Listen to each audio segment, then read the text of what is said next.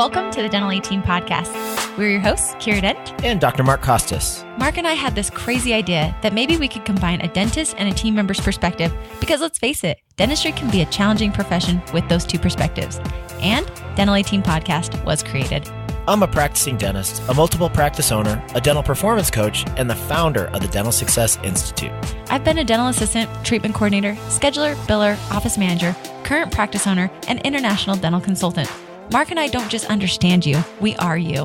Our goal is to positively impact the world of dentistry by sharing our lessons learned from the road in hundreds of dental offices.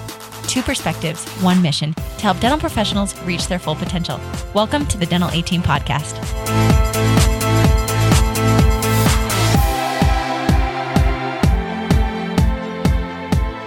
Hello, everyone, and welcome to another episode of the Dental 18 podcast. I'm Kiera Dent, flying solo.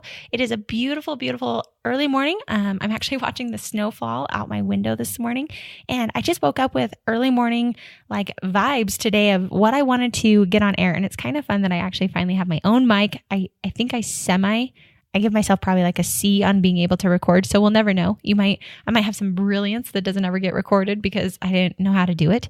But today I just woke up with feel good of how I really wanted to share with the audience on the Dental A team. So the Dental A team, think about the A team. They were the best of the best of the best. And that's what we want to do with you. We want to have the Dental A team as our listeners should be a level up version of themselves. They should be better because they're listening to this podcast. But the only way, we'll probably have some real fun things that make you laugh, things that make you giggle, things that make you feel the feels in life. That's what we want to do. But in addition to that, this is going to be a place where we're going to give you some tangible, tactical things that we want you to apply. We want you to apply these things because they will work. And if they don't work, we want you to shoot us an email, but you got to give it a little bit of time. So when I go in and I work with offices, I always challenge them to 6 weeks. So that whatever we commit to, whatever we try to change, you can get on the change bandwagon where you are changing left and right and you're never seeing progress. There was this book called Essentialism that I read, and it was brilliant because I am a visual learner. I love visual things. And this one taught me, it had two different circles. And on one circle, there were just a bunch of teeny tiny arrows that were coming off of that. And then on the other circle, it was just a straight line arrow. And the point of that was, are we doing so many little things and only making minimal progress in each of them? Or are we focused and intentional, making massive progress in an area? And sometimes I feel like I am that circle with many, many arrows shooting over the side of me, and I'm not making much progress anywhere, but hey, check it off the list. I'm doing a ton of things, but they're not impacting or really even beneficial versus am I being intentional upon what I choose to change in my life? So you'll hear tons of ideas. I challenge you to take one or two, implement them, try them out, but give them a good chunk of time because teams hate to change all the time, but we also like to always be progressing. Tony Robbins says that when we are progressing, that's where happiness lies. And I believe that with all my heart, because if we can progress and grow, we are becoming new versions of ourselves that can really change and inspire yourself because you are seeing, guys, I didn't know how to do a podcast and I'm terrified out of my mind that I'm doing a podcast, but we're doing it. We're trying something new to see what we can get. I've got the ideas, but we're going to try it for probably 6 weeks and change it up and make it so it's really what our audience is wanting.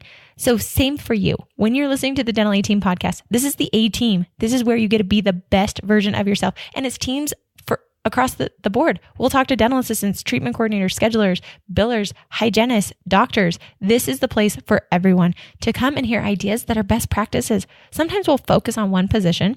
Other times we'll focus on the whole team. So tune in. We're going to make this super fun and lively for you. So what I wanted to go over today are the power of routines. Routines. Oh, gosh. Think about it. When you're waking up in the morning, you just jump out of bed. For me, my morning routine tends to be, and I travel on the road a lot, so I appreciate my morning routine. It keeps me centered and I have at least a space that I can go to that I can count on. But I wake up, I tend to meditate, and then I will write in my gratitude journal. And then I will kind of prioritize my day at that point. I will read my affirmations if I'm doing a really good job. This doesn't always happen, so don't think this is what I do every single day. Mark Costas is much better at these routines. And then I will work out. And my workouts tend to be when I'm in a hotel, like 5 to 10 minutes. And let's be real, even when I'm home, my workout's 5 to 10 minutes. But I believe the consistency of at least working out 5 to 10 minutes, I see results. Thankfully, for me, it motivates me. It wakes me up, and I like to take care of my body. So that's pretty much my morning routine. But I mean, when I wake up, I don't even think about it. It's not like, well, what am I going to do today? Then I go brush my teeth and put on my clothes, and out the door I go. Just like when we take a shower, like for me, it's the exact same process every time. Like shampoo and condition my hair, then I shave, and then I lather my body from head to foot, and then I rinse and I'm out the shower.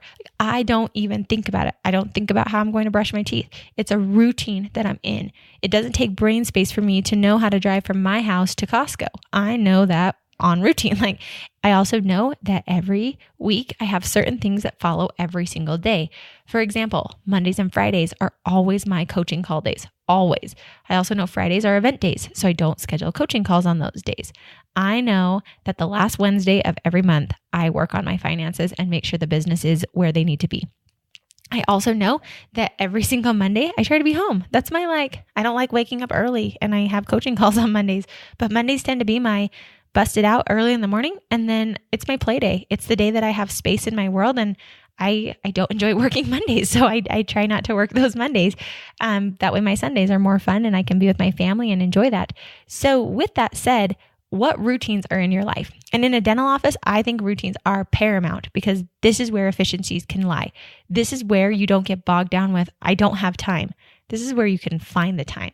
When I used to do coaching calls when I first started out, thank heavens I had a coach, because my coach told me, my coach actually was Tarly Reed. So if you haven't heard about Tarly Reed, tune in. I'm actually going to get Tarly on this podcast because she is brilliant and magic, and you're just going to want to listen to her all day long. But Tarly told me, Kiera, I'm like, Tarly, I just don't have time in my schedule. Like I'm flying from state to state to state, office to office. I'm trying to get these coaching calls in. I feel like a failure. I'm always late to them, or I'm missing them left and right. She said, Kiera, you need to break this up and have basically like block scheduling in your own schedule. She said on Mondays and Fridays, those should be the days that you are doing your, pick whatever day, but just put all your calls on 1 or 2 days. Then you don't have to worry about, do I have a call on Tuesday, Wednesday, Thursday, Friday? Every single day you're stressed and you're having to use brain power to figure it out. She said, don't do that. Make it easier for yourself by having block scheduling. So office managers, I recommend you snag a calendar, just a blank calendar. It doesn't need to be January, February, March. It doesn't need to be a specific one, just a blank calendar of 1 through 31.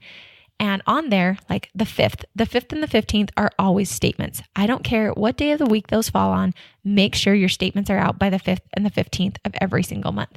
Then you don't have to worry about it. It's already pre-planned into your life.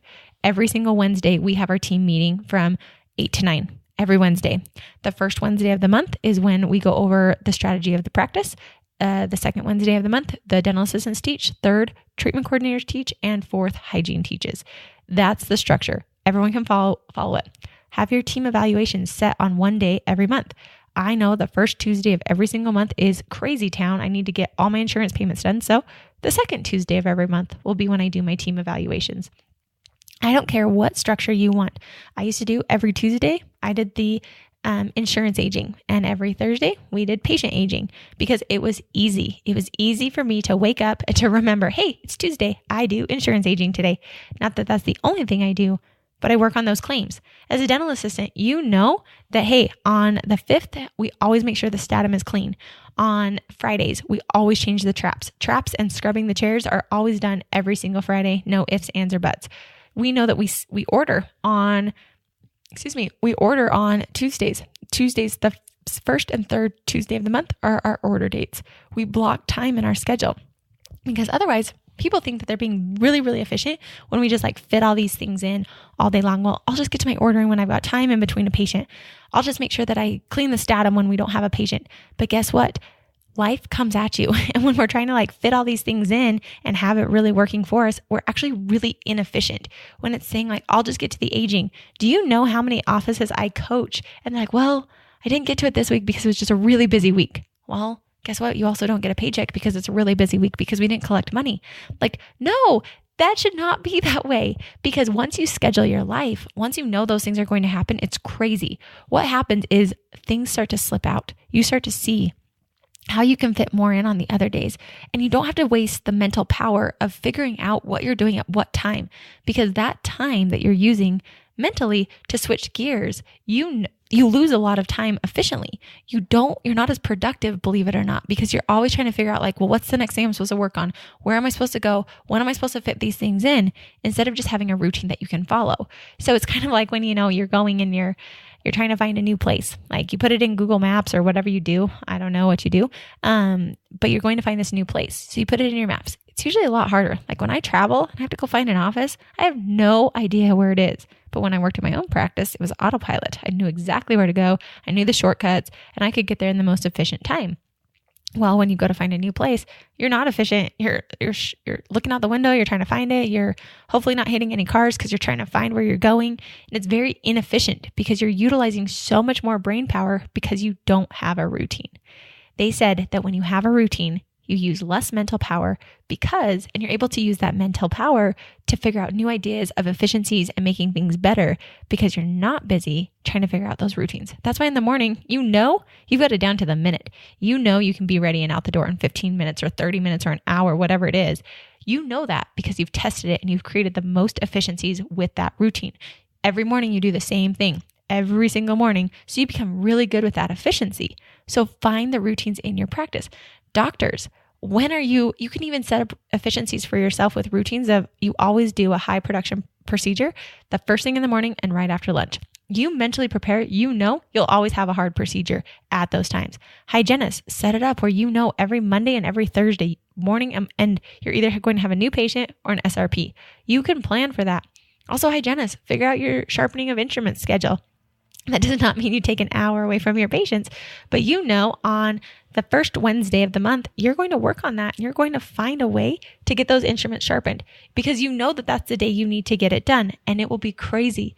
At first, it's kind of awkward and uncomfortable because you don't have a routine. And so you're going to feel slow like a turtle. Like, how do I even do this? Kiera Dent, what are you saying out there? This is not how this works out. I'm really inefficient and I'm really slow. When I first started doing coaching calls, I was really slow. It took my entire day because I didn't have the routine. But then you get the routine, then it's there for you. And then you start to see ways that you can be more efficient and more effective. So there it is, routines. Find the routine. Let us know what routines you're doing and make it happen. Thanks everyone for joining us on the Dental A Team. This was tactical and practical of how to have routines to make your life simple. That wraps it up for another episode of the Dental A Team podcast. Thank you so much for listening, and we'll talk to you next time.